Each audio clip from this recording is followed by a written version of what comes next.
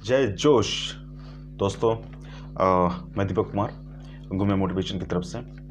दोस्तों, हम लोग बिहार के लिए जो स्पेशल सीरीज चला रहे हैं आज, उसमें हम लोग जो है बिहार से संबंधित जो करंट अफेयर्स हैं वो हम लोग part wise, part 1, part 2, part 3 करके करते चले जाएंगे।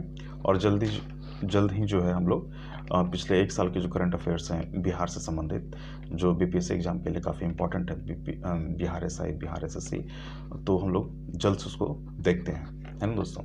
आप कॉपी और पेन लेकर बैठें और जो इम्पोर्टेंट पॉइंट्स है उसको आप लिखते जाएं। और तैयारी तभी पूर्ण होगी जब आपका और मेरा दोनों का सहयोग मिलेगा, तो एग्जामिनेशन हॉल में डायरेक्ट उसका रिजल्ट दिखेगा। ठीक है दोस्तों, हम शुरू करते हैं। दोस्तों, जो पहला पॉइंट मैं डिस्कशन करने जा रहा हूँ कि 5 अक्टूबर काफ़ी इंपॉर्टेंट डेट बिहार के लिए। वो बिहार सरकार जो है डॉल्फिन दिवस मनाने का निर्णय ली है। 5 अक्टूबर को डॉल्फिन दिवस मनाने का निर्णय ली है। ठीक है दोस्तों, नेक्स्ट पॉइंट है ना, बिहार महिला चरखा समिति की स्थापना। बिहार महिला चरखा समिति की स्थापना ये प्रभावती देवी जी द्वारा उनके द्वारा की गई थी। तो प्रभावती देवी कौन थी? तो प्रभावती देवी जो है वो जेपी यानी कि स्वर्गीय जयप्रकाश नारायण की पत्नी है प्रभावती देवी। ठीक है दोस्तों, तो उनके जो प्रभावती देवी हैं उनके द्वारा ये 1940 में ही है ना इनका निर्माण किया गया था महिला चरखा समिति का, जो 1942 भारत छोड़ो आंदोलन में काफ़ी ये मददगार साबित हुआ बिहार में। और ये 2021 से ये चर्चा में इसलिए है कि 2021 से इसकी गतिविधियां फिर से शुरू करने का बिहार सरकार ने निर्णय लिया है ना, बिहार महिला चरखा समिति। ठीक है दोस्तों, है ना। नेक्स्ट पॉइंट कि अब्दुल बारी सिद्दीकी, है ना, अब्दुल बारी सिद्दीकी, है ना, ये राजद से जुड़े हुए बहुत महत्वपूर्ण नेता हैं, है ना, और ये पहले खेल मंत्री भी रह चुके हैं। तो इसलिए अब्दुल बारी सिद्दीकी जी को बिहार ओलंपिक संघ का अध्यक्ष चुना गया है। बिहार ओलंपिक संघ का अध्यक्ष चुना गया है किनको? तो अब्दुल बारी सिद्दीकी जी को। ठीक है दोस्तों, नेक्स्ट पॉइंट कि विश्व के जो महान व्यक्तित्व हैं, विश्व के 101 महान व्यक्तित्व पर, है ना, और उनकी आत्मकथाओं का संग्रह, है ना, संग्रह जो है ये गोल्डन बुक ऑफ अर्थ नाम की पुस्तक में किया गया है। गोल्डन बुक ऑफ अर्थ, है ना, इसमें विश्व के 101 महान व्यक्तियों के जो प्रेरक आत्मकथाएं हैं, है ना, इनका संग्रह किया गया है। किस बुक में? तो गोल्डन बुक ऑफ अर्थ में। इसमें बिहार के संजय कुमार जी को स्थान दिया गया है। बिहार के संजय कुमार जी को स्थान दिया गया है इस बुक में। इस बुक का नाम क्या है? तो golden book of earth, golden book of earth, है ना। ठीक, तो याद रखेंगे दोस्तों, हम लोग संजय कुमार जी को शामिल किया गया है इसमें, है ना। नेक्स्ट पॉइंट कि मेरी सहेली, है ना, मेरी सहेली जो है ये एक प्रोग्राम है जिसको विक्रमशिला एक्सप्रेस, जो ट्रेन है विक्रमशिला एक्सप्रेस, है ना, जो भागलपुर से चलती है, तो विक्रमशिला एक्सप्रेस में इसे मेरी सहेली कार्यक्रम को इसको अपनाया गया है। मेरी सहेली कार्यक्रम में होता क्या है? तो मेरी सहेली कार्यक्रम जो है इसमें आपको जो महिला बोगी है ना, महिला बोगी तथा उसमें एक महिला एसआई सब इंस्पेक्टर और उनके साथ 2-3 कांस्टेबल जो है वो ट्रेन में घूमती हैं, है ना, बोगी में घूमती हैं, और जो है वो महिलाओं से पूछती हैं कि आपको किसी प्रकार की कोई परेशानी तो नहीं है, कोई डरा तो नहीं रहा है, कोई धमका तो नहीं रहा है, या किसी तरह की कोई परेशान तो नहीं कर रहा है आपको। तो ये पूरी महिलाओं की सुरक्षा के लिए जो है इसे चलाया गया है विक्रमशिला एक्सप्रेस में, है ना। तो इसी प्रोग्राम का नाम है क्या है? मेरी सहेली। ठीक है दोस्तों, नेक्स्ट पॉइंट जो है कि मुख्यमंत्री जो 7 निश्चय योजना है का क्रियान्वयन जो है उसमें क्या स्थान रहा है, उसमें कौन सा जिला प्रथम रहा है, कौन सा जिला सबसे खराब प्रदर्शन किया है, इसके बारे में जानकारी है। तो यह है कि जहानाबाद जो है वो नंबर 1 जिला घोषित हुआ है। किस चीज़ में? तो मुख्यमंत्री के 7 निश्चय प्रोग्राम को लागू करने में, है ना, जहानाबाद जो है नंबर 1 जिला घोषित हुआ है। और दोस्तों यहीं पर हम लोग जान लेंगे कि अररिया जो है वो सबसे अंतिम, यानी कि इसकी पोजीशन सबसे अंतिम है, सबसे 7 निश्चय प्रोग्राम को लागू करने में ये सबसे पिछड़ा रहा है। कौन डिस्ट्रिक्ट? तो अररिया डिस्ट्रिक्ट। और नंबर 1 पे कौन रहा है?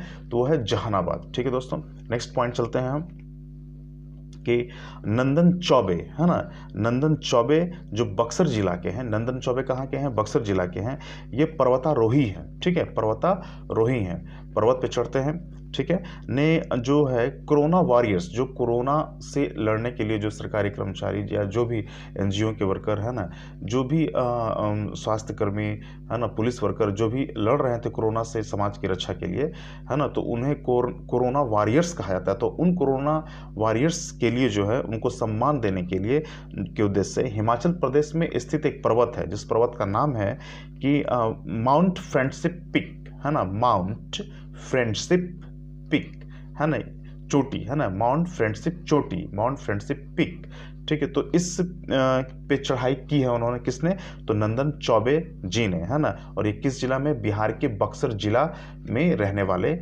हैं। तो इसलिए हमको इस पॉइंट को याद रखेंगे, काफ़ी है। कोरोना वॉरियर्स के लिए इन्होंने ये उनको सम्मान देने के लिए जो है हिमाचल प्रदेश का जो चोटी है माउंट फ्रेंडशिप पिक, इस पर चढ़ाई की थी, याद रखेंगे दोस्तों, ठीक है।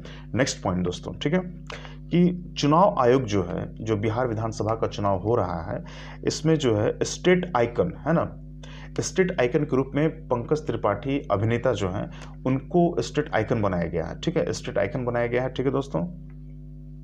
और जो है स्वच्छता, दूसरा पॉइंट जो है स्वच्छता सर्वेक्षण, है ना, स्वच्छता सर्वेक्षण 2021 के लिए जो है पटना नगर निगम द्वारा जो है संजय मिश्रा, ये भी अभिनेता है, बॉलीवुड के काफ़ी फेमस अभिनेता है संजय मिश्रा, ठीक है। तो संजय मिश्रा को जो है एक मतलब कि ब्रांड एम्बेसडर के तौर पर पटना नगर निगम ने नियुक्त किया है, किनको, तो संजय मिश्रा जी को, है ना, जो अभिनेता है, ठीक है दोस्तों। फिर नेक्स्ट पॉइंट कि Indian medical association IMA, Indian medical association IMA के अध्यक्ष पर जो है वो एक बिहार के रहने वाले डॉक्टर हैं, उनकी नियुक्ति हुई है ना। तो ये जानना जरूरी है कि वे कौन है जिनका इंडियन मेडिकल एसोसिएशन के अध्यक्ष के रूप में नियुक्ति हुई है। तो उनका नाम है दोस्तों डॉक्टर सहजानंद प्रसाद सिंह, डॉक्टर सहजानंद प्रसाद सिंह, ठीक है दोस्तों, है ना। नेक्स्ट पॉइंट फिर है कि हम देखते हैं कि शिक्षा की वार्षिक स्थिति रिपोर्ट, है ना, ये आती है। तो इसमें क्या स्थिति है बिहार की, ये हम जानेंगे। शिक्षा की वार्षिक स्थिति रिपोर्ट 2020 के अनुसार जो है कोविड-19 के काल में, है ना, लॉकडाउन की अवधि में बिहार के सरकारी विद्यालयों में, बिहार का जो सरकारी स्कूल हैं, गवर्नमेंट स्कूल हैं, सरकारी विद्यालयों के 28.5 यानी कि 28.5% विद्यालयों, है ना, 28.5% बच्चों, है ना, 28.5%। तो जैसे कि 28.5% जो बच्चे सरकारी स्कूलों में हैं उनके लिए जो है 28.5% बच्चों के लिए ऑनलाइन क्लास की सुविधा दी गई, है ना, ऑनलाइन क्लास की सुविधा की व्यवस्था की गई, है ना।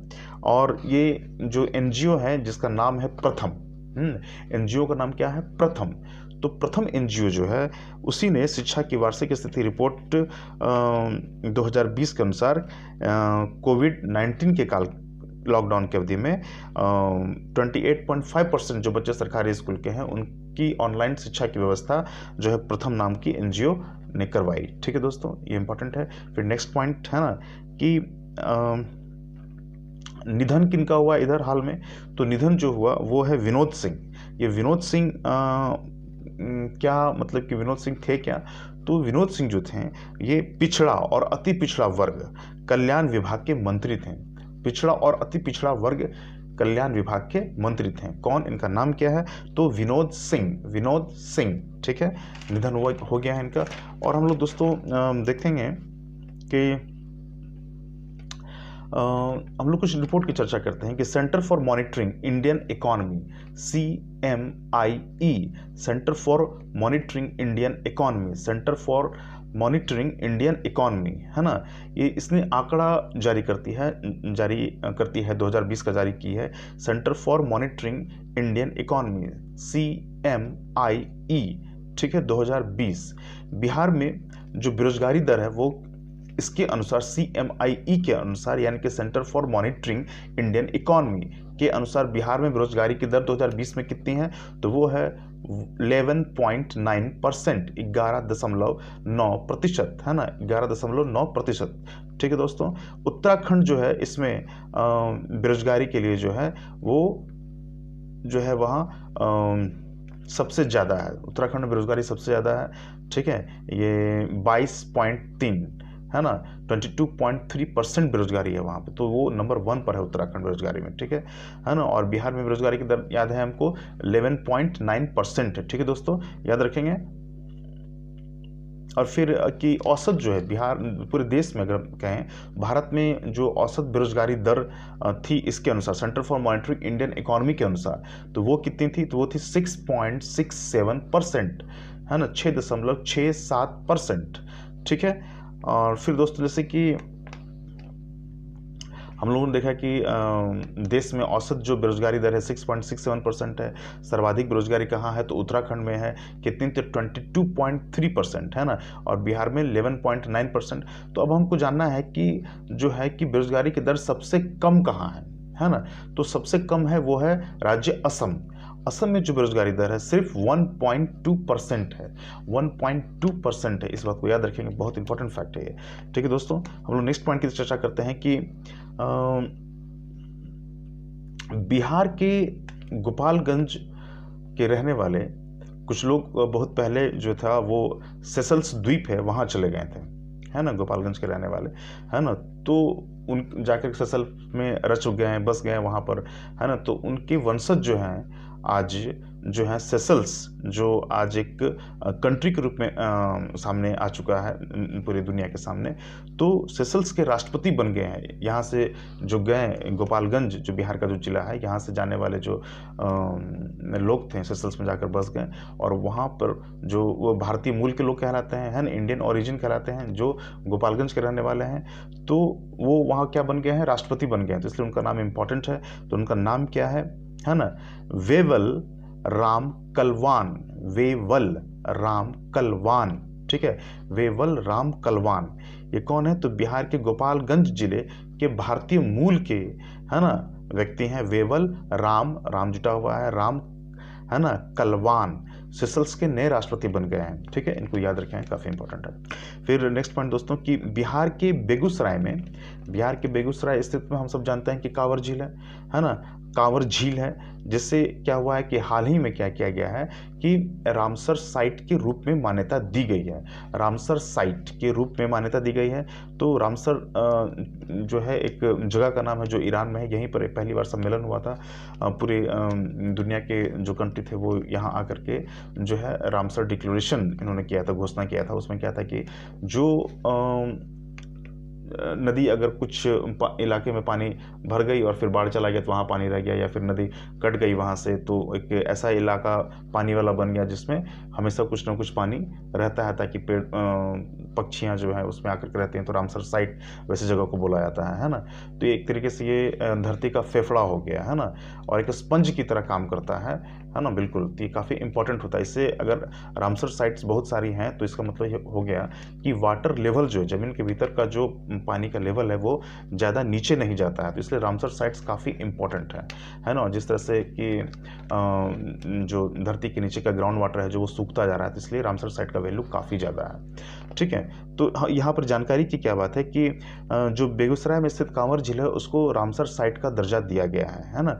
और ये जो कांवर झील है, कांवर झील जो है ये गंडक नदी का नाम क्या है, गंडक नदी द्वारा, है ना, एक बना एक गोखुर झील है। गंडक नदी के द्वारा बना क्या है, एक गोखुर, ऑक्सबो, है ना, गाय के खुर की तरह इसका आकार है, इसलिए गोखुर कहते हैं, गोखुर यानी कि इंग्लिश में ऑक्सबो, ठीक है। तो गोखुर झील है ना। और ये क्या है, कांवर लेक के बारे में सबसे बड़ी खासियत कि एशिया की सबसे बड़ी ताजे पानी की झील है।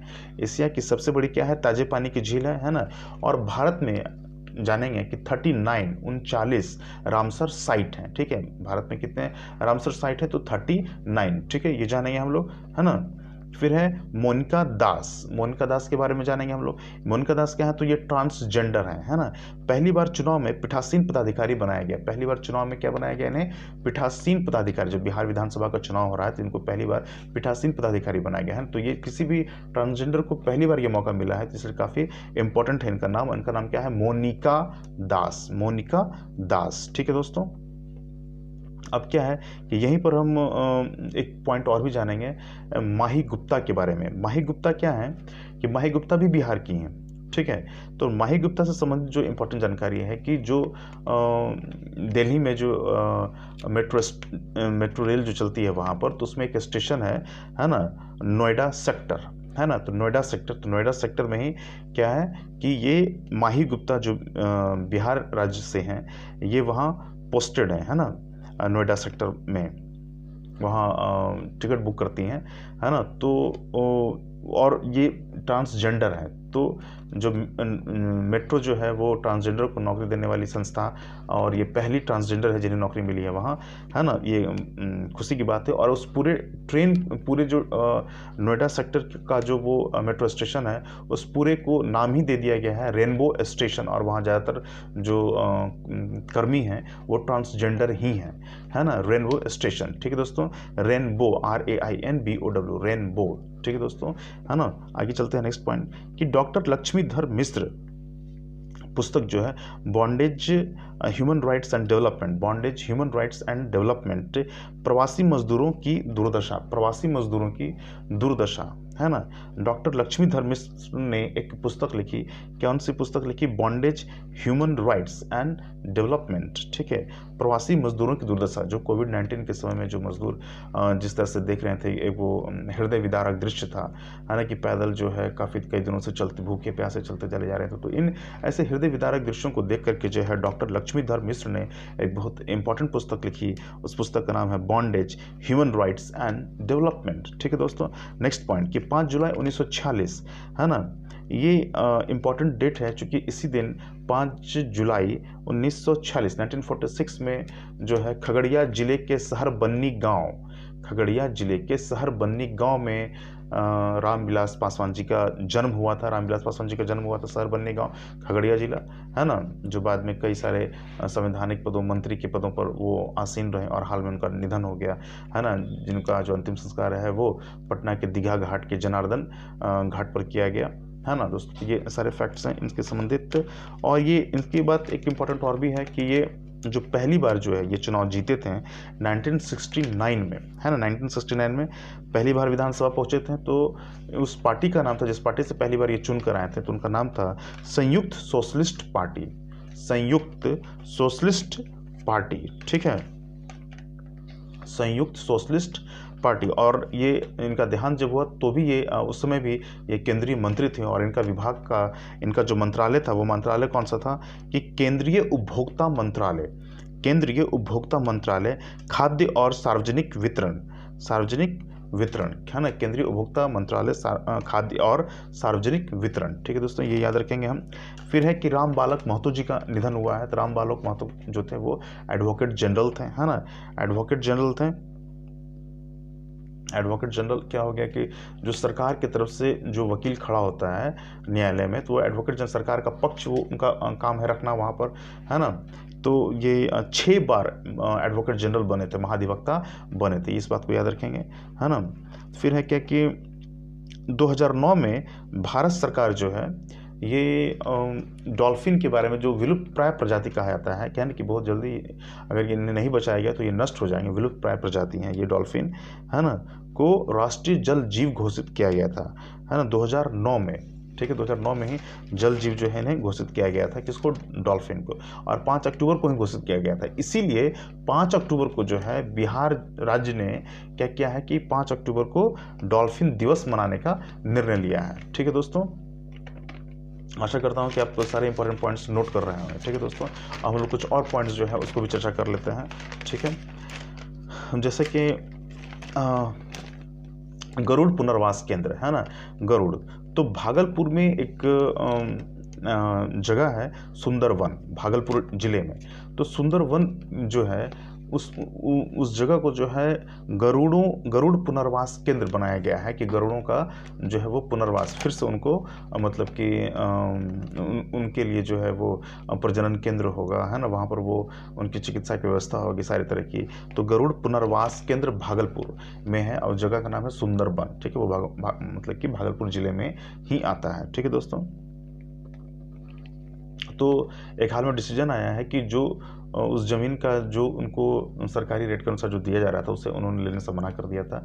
तो सुप्रीम कोर्ट ने फिर से, है ना, जो है आदेश दिया है सरकार को कि वो 99.87 करोड़ है ना रुपए के मुआवजे का आदेश सुप्रीम कोर्ट ने सुंदरबन के जमीन के मालिक को देने का सुप्रीम कोर्ट ने उनको आदेश दिया है। ठीक है दोस्तों, ये इंपॉर्टेंट पॉइंट है। ठीक है, फिर हम लोग चलते हैं कि बिहार विधानसभा चुनाव के पहले चरण में जो है सर्वाधिक प्रतिशत मतदान कहाँ का रहा, तो ये कहाँ का रहा, घोरैया विधानसभा सीट, घोरैया विधानसभा सीट, घोरैया विधानसभा सीट। ठीक है, एक बात और भी है दोस्तों कि जैसे कि कुछ रिपोर्ट है जो इंपॉर्टेंट है काफ़ी, तो public affairs centre Bangalore, public affairs centre Bangalore द्वारा public affairs index 2020, public affairs index 2020 है ना, इसने जारी किया है। पब्लिक अफेयर्स सेंटर बैंगलोर ने एक डेटा जारी किया, पब्लिक अफेयर्स इंडेक्स 2020।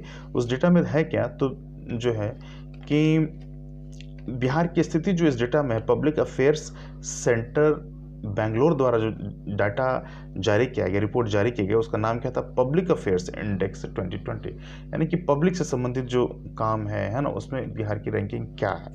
ठीक है, तो बिहार की स्थिति क्या है, नीचे से तीसरे स्थान पर है। ठीक है, बॉटम से अगर ऊपर चढ़ना शुरू करते हैं तो थर्ड पोजीशन जो है वही बिहार का है।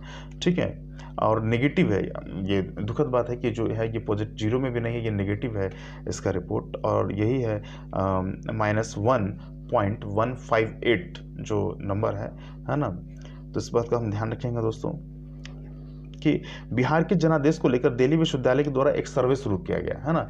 देखिए, जो दिल्ली विश्वविद्यालय है, जो ऐसी सेंट्रल यूनिवर्सिटियां हैं, उनके जो पाठ्यक्रम है कितने सजग होते हैं, कितने सजीव होते हैं, है ना। इस चुनाव को लेकर के जनमत कैसा है, इस पर जो है दिल्ली यूनिवर्सिटी की जो पॉलिटिकल डिपार्टमेंट है ना, पॉलिटिकल डिपार्टमेंट है, उनका एक मतलब कि एक चैप्टर ही है स्टेट पॉलिटिक्स इन इंडिया, है ना। उसी के तहत इस बार की विधानसभा पर जो है वो जनादेश को लेकर के जो है दिल्ली यूनिवर्सिटी में वहाँ इसे पढ़ाया जा रहा है, एक सर्वे शुरू किया गया है इसके बारे में, याद रखेंगे दोस्तों। और नेक्स्ट पॉइंट जो है कि यशवंत कुमार सिन्हा ये जो है, ये दिल्ली जो मुख्य सूचना आयुक्त हैं, जो इनका बने हैं ये यशवंत कुमार सिन्हा, है ना। ये विदेश सेवा में अधिकारी थे, है ना, इस बात को ध्यान रखेंगे। और साथ साथ में जो है मुख्य सूचना आयुक्त के रूप में इन्हें नियुक्त किया गया है हाल ही में। ठीक है, ये हो गया। और ये पटना जिला के हैं, भारतीय विदेश सेवा में इनका चयन हुआ था, है ना। और ये और इससे पहले जो विमल जुल्का साहब थे, इससे पहले आपको विमल जुल्का जो थे वो मुख्य सूचना आयुक्त थे।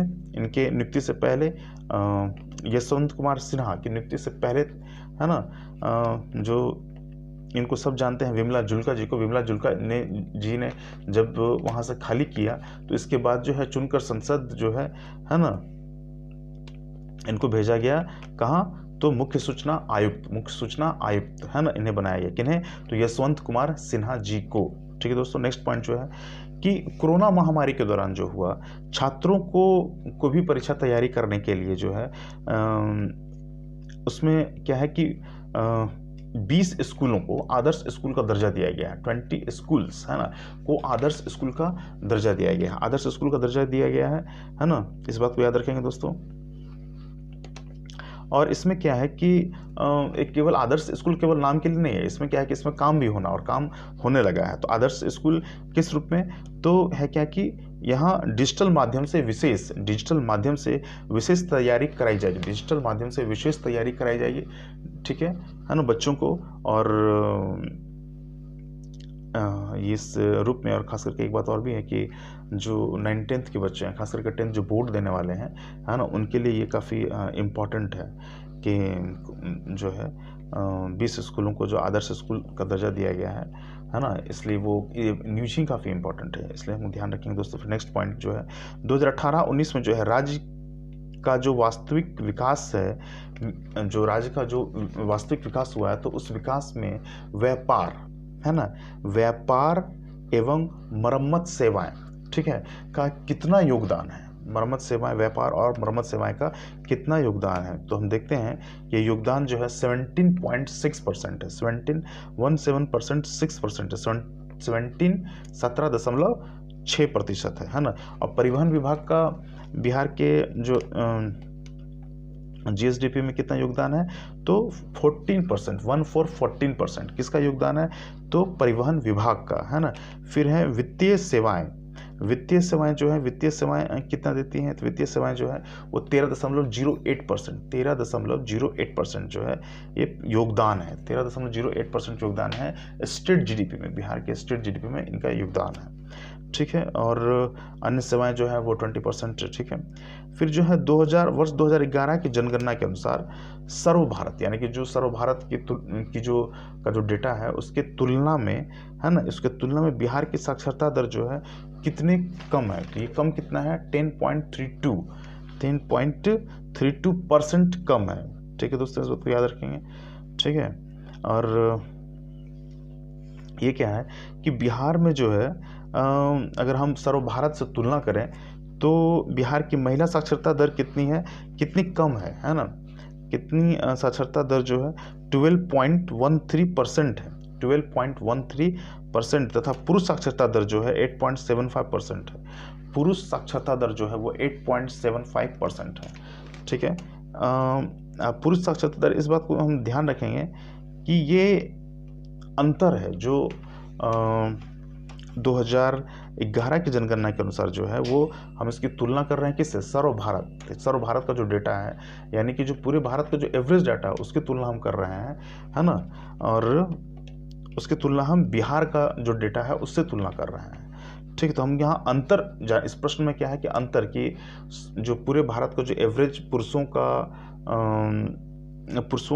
कितने साक्षर हैं, इस बात की चर्चा की गई है। तो इसमें हम जान रहे हैं कि जो कितना अंतर है जो वास्तविक पूरे भारत का है और बिहार का जो साक्षरता दर है, चाहे महिलाओं का है चाहे पुरुष का, तो उसके बीच में अंतर कितना है, ठीक है दोस्तों। जैसे कि है,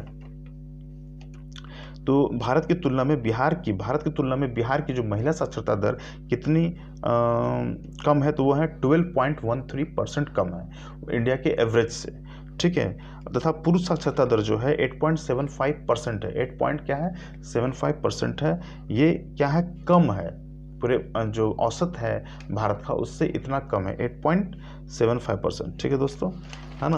फिर हम नेक्स्ट पॉइंट की तरफ चलते हैं कि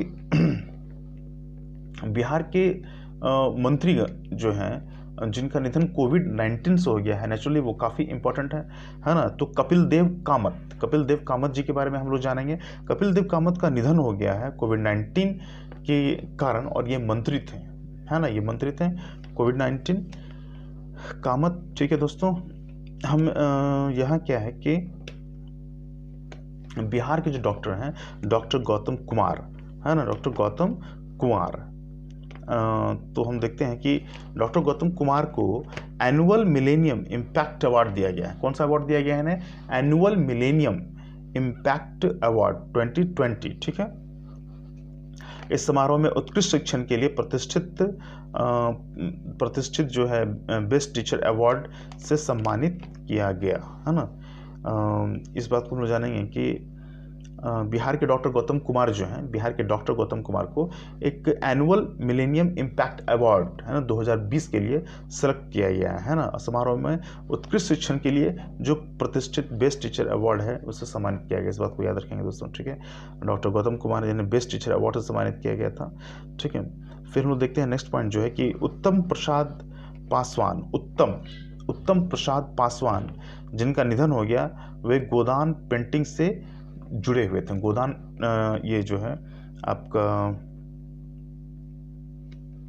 हाँ थोड़ा सा हम लोग ध्यान देंगे तो यहाँ से फिर से कि उत्तम प्रसाद पासवान जो है जिनका निधन हो गया है ना, वो गोदना जो हाथ में हम लोग गोदवाते हैं ना, गोदना पेंटिंग से संबंधित है, गोदना पेंटिंग से संबंधित है ना ये। और ये पहली बार जो है गोदना पेंटिंग का चलन जो है किसने करवाया था, तो पहली बार चानू देवी ने करवाया था। और ख़ास बात है कि जो अगर हम मिथिलांचल में चले, मधुबनी में चले, तो जो ये मधुबनी पेंटिंग की जो शैली है वो आपको जो है भारतीय पेंटिंग, कंपनी पेंटिंग, है ना, गोदना पेंटिंग, कोहबर पेंटिंग और तनिष्क पेंटिंग, है ना। तो हम इस पर जो है ये टाइप है 1 2 3 4 5 जो है टाइप है ना। तो इसमें हम देखते हैं कि उत्तम प्रसाद पासवान जिनका निधन हो गया है ना, उन्हें राजकीय तो ये इनका योगदान क्या था, जानने की बात है कि उत्तम प्रसाद पासवान जी का योगदान क्या था। योगदान ये था कि ये गोदना पेंटिंग से संबंधित थे और इन्होंने ही गोदना पेंटिंग को पॉपुलर बनाया था। ठीक है दोस्तों, ठीक है। 30 और इसमें क्या है कि संघ की वर्तमान सीमा जो है बिहार ये उम्मीदवार के लिए जो है ना, तो खर्च की वर्तमान, हाँ एक चीज़ इंपॉर्टेंट है, देखिए खर्च की वर्तमान सीमा जो विधानसभा का, बिहार विधानसभा का जो चुनाव हो रहा है यहाँ, तो एक सीट पर जो है कोई भी कैंडिडेट जो है कितना अधिक से अधिक वो रुपया खर्च कर सकता है, तो इसका एक लिमिटेशन बनाया गया है ना। तो वो लिमिटेशन कितना है भाई, तो ये लिमिटेशन जो है बिहार में तो हम यहाँ देखते हैं कि वो लिमिटेशन जो है, वर्तमान सीमा जो है कि एक जो प्रत्याशी है वो कितना खर्च कर सकता है, 30.8 है ना, 30.8 लाख रुपए। ठीक है, और वहीं पर जो छोटे राज्य हैं, अगर उनके यहाँ चुनाव हो रहा है विधानसभा का, तो वहाँ पर क्या लिमिटेशन बांधा गया छोटे राज्यों के लिए, तो 22 स्टेट है ना, 22 स्टेट जो है इनके बारे में लिखा गया है। छोटे राज्यों में 22 लाख की सीमा लगा दी है कि कोई भी कैंडिडेट 22 लाख से ज़्यादा खर्च नहीं कर सकता, नहीं तो उसके जो उन्होंने नामांकन किया उसको अवैध घोषित कर दिया जाएगा। ठीक है, इस बात का हम ध्यान रखेंगे दोस्तों, है ना। और फिर हम आगे चलते हैं कि बिहार में कोविड-19 महामारी के बीच जो है चुनाव मतदाता जागरूकता अभियान चलाई गई। ठीक है, चुनाव मतदाता जागरूकता अभियान चलाई गई। ठीक है, और इसमें क्या है कि ये पटना में और हाँ एक बात और भी है दोस्तों कि जैसे कि जो चुनाव मतदाता जागरूकता अभियान चलाया गया था, उसमें क्या है कि पटना में दुनिया का सबसे बड़ा फेस मास्क लगाया गया, जो कृष्ण मेमोरियल हॉल है पटना में, कृष्ण मेमोरियल हॉल के पास जो है एक बड़ा सा ये लगाया गया है, क्या बोलते हैं कि फेस मास्क लगाया गया है, जो मुंह पर जो हम लोग ये कपड़ा बांधते हैं फेस मास्क है ना, उस पर क्या है कि उस पर लगाया गया है ये जो कृष्ण मेमोरियल हॉल है उसमें लगा हुआ मास्क है, और ये मास्क जो है दुनिया का सबसे बड़ा मास्क होने का दावा किया जा रहा है। ठीक है, इस बात का हम लोग ध्यान देंगे, है ना। और एक बात और भी है कि 2021 के लिए जो है बच्चों का सर्वेक्षण हुआ है ना, और उस अवार्ड का नाम है कि inspire award, INSPIRE, inspire award. ठीक है दोस्तों, तो मानक रजिस्ट्रेशन की रिपोर्ट में ये देखा गया है जो सत्र 2020-21 के लिए बच्चों का सर्वेक्षण है ना, बच्चों का सर्वेक्षण जो है इंस्पायर अवार्ड नामक रजिस्ट्रेशन की रिपोर्ट से किया गया है ना, तो अवार्ड का नाम है इंस्पायर। ठीक है, यहाँ पे याद रखेंगे। और मुजफ्फरपुर बिहार में प्रथम और देश में अब तक जो है जो स्थान जो है ये मुजफ्फरपुर का जो है वो बिहार में तो प्रथम है। जो इंस्पायर अवार्ड है 2020-21 का, बच्चों के सर्वेक्षण के लिए इंस्पायर अवार्ड दिया जाता है। तो हम देखते हैं कि यहाँ पर जो है जो इस रैंकिंग का नाम क्या है, फिर से मैं बोलता हूँ दोस्तों, याद करेंगे ढंग से कि जो इंस्पायर अवार्ड है ना, इंस्पायर अवार्ड जो मानक रजिस्ट्रेशन की रिपोर्ट में बिहार का जो मुजफ्फरपुर जिला है, ठीक है, तो बिहार के मुजफ्फरपुर जिला को प्रथम स्थान मिला है ना, प्रथम स्थान मिला, और देश में, पूरे देश में अगर कहें तो 8वां स्थान मिला है। ठीक है, तो टॉपर कौन है, राजस्थान है, टॉपर राजस्थान है। 10 से 15 वर्ष तक के बच्चों का जो है इसमें मतलब कि उनको इसमें सदस्यता दी जाती है, और उनके जो है इंस्पायर अवार्ड के रूप में बच्चों का सर्वेक्षण किया जाता है ना, और जो 6 क्लास से लेकर के 10 क्लास के बीच में होने चाहिए बच्चे। ठीक है, इस बात का ध्यान रखा जाता है कि फिर है दोस्तों कि आरबीआई के कार्यकारी निदेशक जो हैं, जो भी हो है ना, कार्यकारी निदेशक आरबीआई के, वो जो है स्पेशल जो है एक अर्थतंत्र एवं जनसंख्या संबंधी आंकड़ों का जो है उन्होंने प्रकाशित किया है। ठीक है, अर्थतंत्र एवं जनसंख्या संबंधी आंकड़ों के लिए है ना कि बिहार के प्रति व्यक्ति देनदारी कितनी है, कि जो स्टेट है, जो राज्य है, बिहार सरकार है, तो उसने क्या लोन लिया है, कितना लोन लिया है, और लोन लिया है तो क्या उसकी देनदारी जो बिहार राज्य में रहने वाले सभी नागरिक हैं उनको उनके ऊपर भार है, एक अप्रत्यक्ष भार है ना, तो भार है कितना, वो भार है किसके पास सबसे ज़्यादा है भार, तो हम देख रहे हैं यहाँ पर कि जो हाईएस्ट देनदारी है, यानी कि सबसे ज़्यादा लोन लिया है और उसका चुकता करना पड़ेगा उनको, है ना। तो वो कौन है, हाईएस्ट देनदारी किसकी है, तो ये महाराष्ट्र की है सबसे, है ना, यानी कि सबसे ज़्यादा जो सबसे ज़्यादा कर्ज लेने वाला जो कोई राज्य है तो वो महाराष्ट्र है। ये बात याद रखनी है दोस्तों, है ना। फिर है पंजाब राज्य, तो यहाँ जो है 82,000, है ना, 82,000 जो है ये अर्थतंत्र एवं जनसंख्या संबंधी आंकड़ों के अनुसार बिहार के प्रति व्यक्ति जो है देनदारी जो है 17,830 रुपये है ना। इस बात को याद रखेंगे कि अगर बिहार सरकार ने लोन लिया है तो एक अप्रत्यक्ष रूप से नागरिकों के ऊपर प्रेशर बनता है ना। तो एक नागरिक पे बिहार का जो है कितना ऋण है, तो ऋण कितना है कि 17,830 रुपये, 17,830 रुपये, ठीक है।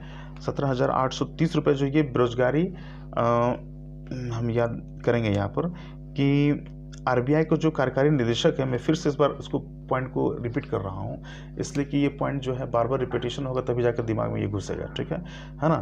तो आरबीआई के कार्यकारी निदेशक द्वारा जारी राज्यों के जो है अर्थतंत्र एवं जनसंख्या संबंधी आंकड़ों के अनुसार बिहार के प्रति व्यक्ति देनदारी है, यानी कि जो राज्य सरकार ने कर्ज लिया है तो उसके अनुसार बिहार की जो जनसंख्या है ना, तो कितना उसको लौटाना होगा, एक जो पर्टिकुलर इंडिविजुअल व्यक्ति रह रहा है राज्य में उसके ऊपर भार कितना है ना, जो राज्यों ने लोन लिया है उसका भार कितना है ना। तो बिहार का जो पर जो भार है जो इसे बिहार सरकार ने लिया है ना, तो वो कितना है, वो है 17,830 रुपये, ठीक है, 17,830 रुपये, 30 रुपीज़, ठीक है। हाईएस्ट देनदारी कितनी है, महाराष्ट्र, है ना, हाईएस्ट देनदारी कितनी है, तो महाराष्ट्र ने सबसे ज़्यादा लोन लिया है पर कैपिटा जो है। और हम देखते हैं कि लोन देखिए महाराष्ट्र ने लिया है, ठीक है, सबसे ज़्यादा। लेकिन एक बात गौर करना है कि प्रति व्यक्ति जो लौटाना है पैसा, है ना, जनता को जिससे पैसा जमा किया गया है रेवेन्यू के द्वारा, है ना, तो इस मामले में जो है वो सबसे बड़ा अमाउंट किसके पास है, तो पंजाब के पास है 82,000, ठीक है, 82,000, ठीक है, पर कैपिटा जो है। इस बात का ध्यान रखेंगे, यानी कि सोचिए आप इससे कि पंजाब कितना ऋण लेता है और ऋण लेकर के जो है वो लोग अपना डेवलपमेंट करते हैं, है ना। महाराष्ट्र जो देनदारी सबसे ज़्यादा है, यानी कि वहाँ की सरकार ने सबसे ज़्यादा ऋण लेकर लोगों के कल्याणकारी कार्यों में लगाया है, ठीक है दोस्तों, इस बात को याद रखेंगे, है ना। और कि केंद्र सरकार द्वारा 20 राज्यों को बाजार से 68,825 करोड़ रुपए अतिरिक्त कर्ज जुटाने की अनुमति दी गई है ना। अब चूंकि जीएसटी के द्वारा जो संग्रहण होना था वो मन मुताबिक संग्रहण अभी तक शुरू नहीं हो पाया है ना, बहुत कम संग्रहण हो रहा है उसके अनुसार, है ना, उसी के अनुसार काम करना है ना। तो बिहार को 30 जो है ये 323, है ना, 323 करोड़ रुपया जो है केंद्र सरकार 2020 राज्यों को बाजार से 68,825 करोड़ रुपए, है ना, इसके बारे में कहा गया है। केंद्र सरकार के दौरान कहा है कि राज्य सरकारों की आप जो है मार्केट से जो जीएसटी में जो कमी आ रही है, आप जो है अपने मार्केट से पैसा उधार ले सकते हैं ना, और उसकी सीमा भी बांध दी है कि आप यहीं तक ले सकते हैं, इससे ज़्यादा नहीं ले सकते हैं, ठीक है। तो इसमें क्या है कि कर्ज जुटाने की अनुमति, कितना कर्ज है भाई एक आदमी पर, तो वही हम लोग जानते हैं कि एक आदमी पर जो है बिहार में 17,830 रुपये खर्च करती है, कोई बात नहीं, ठीक है, इस बात को याद रखेंगे। और हाईएस्ट देनदारी जो है सबसे ज़्यादा लोन लेने वाला महाराष्ट्र, हम लोग चर्चा बार बार कर रहे हैं, है ना। और यहाँ जो है कि जो भी राजस्व संग्रहण में कमी आई है जीएसटी की वजह से, तो है तो उसका क्षतिपूर्ति केंद्र सरकार कर रही है। उसी में न्यूज है कि जो 68,825 68,825 जो है वो हम देखते हैं कि केंद्र सरकार द्वारा सबसे पहले अतिरिक्त कर्ज जुड़ाने की अनुमति दी है कि आप लोग अगर चाहें तो मार्केट से, स्टेट गवर्नमेंट को बोला गया है कि मार्केट से आप लोग अपना एक ये कर सकते हैं, है ना, क्या अपना आप जो है लोन ले सकते हैं, ठीक है, इस बात का ध्यान रखेंगे, मार्केट से डायरेक्ट, है ना। तो और ख़ास करके जो है केंद्र सरकार जो है अतिरिक्त कर्ज जुटाने की अनुमति तो मार्केट से दिया ही है इन्होंने, और भी कई अन्य उपाय किया है ना, जैसे कि है कि बिहार को 3,231 करोड़ रुपए, है ना। एक मिनट दोस्तों, हाईएस्ट है कि महाराष्ट्र को है, ये बार बार हम लोग चर्चा कर चुके हैं कि महाराष्ट्र की देनदारी जो है वो क्या है, वो सबसे ज़्यादा है ना। महाराष्ट्र की देनदारी जो है वो क्या है, वो सबसे ज़्यादा है। तो दोस्तों हम लोगों ने देखा कि अभी जितने सारे पॉइंट्स हम लोगों ने कवर किए वो सारे इम्पॉर्टेंट थे, है ना। और अगर आपको नोट्स की ज़रूरत होगी तो आप मुझे व्हाट्सअप नंबर है मेरा, है ना, 7909053953। मैं उस पर आपको नोट्स प्रोवाइड करवा दूंगा। ऐसे मैं तो सबसे अच्छा कहूँगा दोस्तों कि मैं जो बोल रहा हूँ आप उसे पेन और पेज लेकर के उसे लिख लें, वो काफ़ी ज़्यादा आपके लिए फ़ायदेमंद होगा। ठीक है दोस्तों, हम दोनों को मिलकर के काम करना है, सफलता तभी आपके कदम चूमेगी। ओके, थैंक यू दोस्तों, जय जोश। इस वीडियो को शेयर करें, सब्सक्राइब करें और लाइक करें। थैंक यू दोस्तों।